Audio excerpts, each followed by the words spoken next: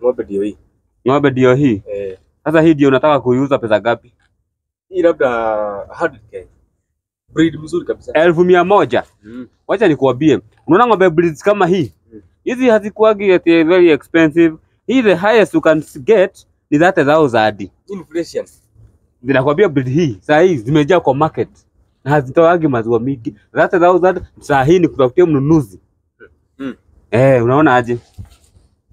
Hiyo maneno yako hii hata inaonekana ni kama mara mwisho kupea dawa ya minyoo ilikuwa lini? Hata na minyoo. Dhate mimi hakuna kitu. Dhate hapana. 30,000 nitakutafutia mnunuzi hata kesho leo jioni utakuwa na mnunuzi hapa. Lakini hiyo 100k does not work, it cannot work.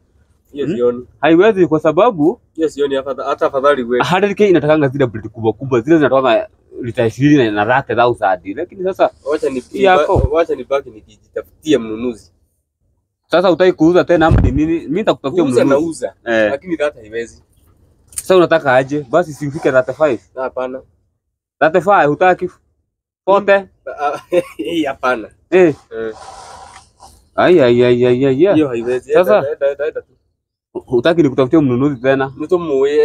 Unajua hizi ng'ombe zimeflood market hata hakuna ukienda hata mimi nakulilia. Hizi ukitafuta broker mwingine kia atanunua na twedi. Ndio maana sipendi mambo ya broker. Hutaki sasa ama?